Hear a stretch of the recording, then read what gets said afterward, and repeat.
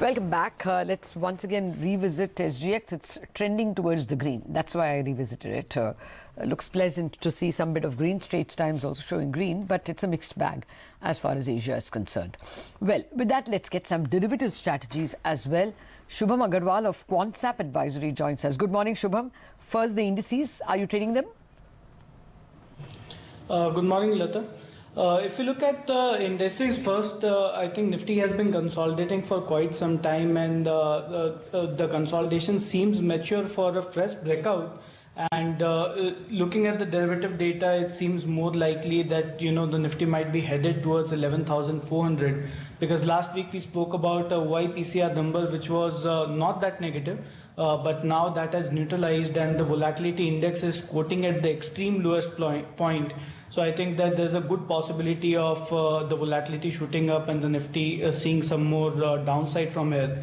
So with that view, a few trading strategies, two are on the short side, one is on the buy side. So the first strategy is on Bank of Baroda, and if you look at most of the mid-cap PSU names, that has been witnessing a lot of short on the derivative side of it, and we believe that there might be more downside in some of these mid-cap PSU names. So Bank of Baroda 120 strike put can be bought for a target of 4 rupees and a stop loss of 80 paise.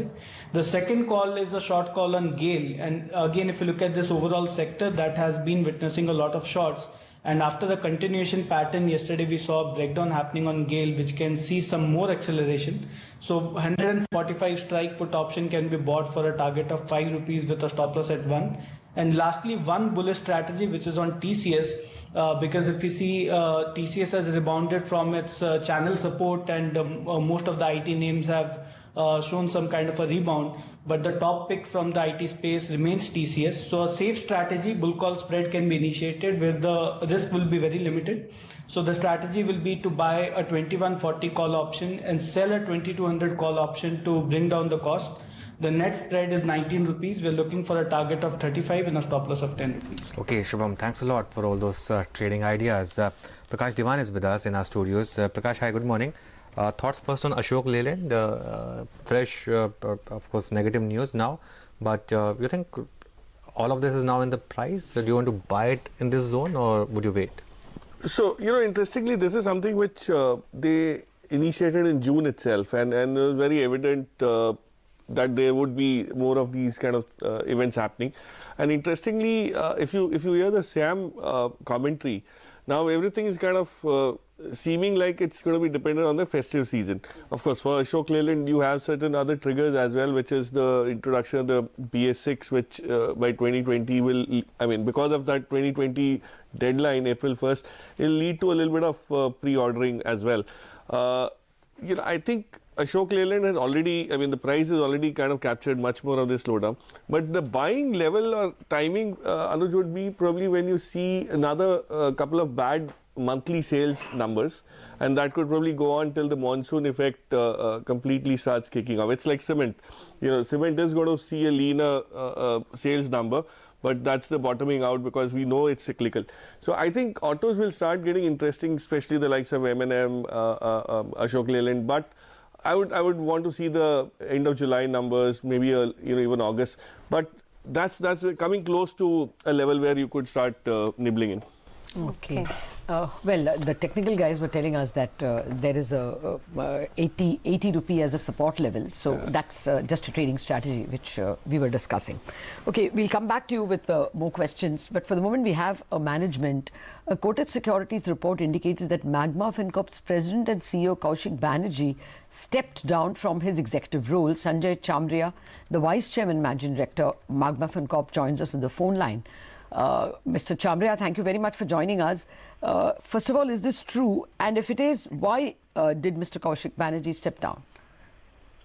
Good morning, Lata. One, it is true that Kaushik has decided to step down from a full-time executive role, and he came on board about 2.5 years ago in November 2016. And this was with a view to have a full 5-year period, but due to his own health and family conditions over the last 7-8 months, he was finding it difficult to give full time in the role, and therefore we also pursued for a period of time that it will normalize But then eventually he was finding it difficult. And we have also moved the headquarters to Mumbai, and his family is in Kolkata, and therefore he requested that he be released from the full-time role, but then he stays on, given his vast experience and track record in the sector. So he will stay on with us as an advisor to the asset finance business that he has been spearheading over the last 2.5 years until the end of the fiscal, that is till March 2020.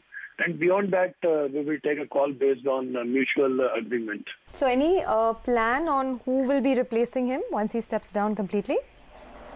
See, as you know that we have 3 CEOs. So apart from Kaushik, we have insurance and housing and SME, and these businesses are pretty well settled. And then under Kaushik also, we have had the Chief Credit Officer, the National Business Head, the Chief Strategy Officer, and the Head of Receivables Management.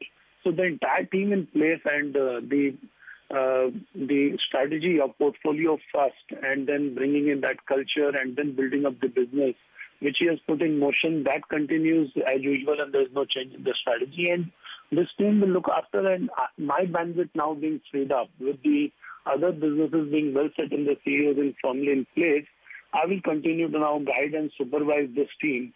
And this is how it will work. Okay. All right. Then, since you are hands-on, what has been the loan growth in the quarter gone by, in the June quarter, and the cost of money? Have you been able to raise money? So, Lata, we are in the silent period now, so I will not be able to comment on what has happened in the quarter gone by. Okay. But broadly, I mean, we know the problem that NBFCs are facing. So that's why I'm asking you, are you getting the credit you want? And is it coming too expensive? Are you able to pass on the cost to your buyers? I'm only looking for a qualitative answer.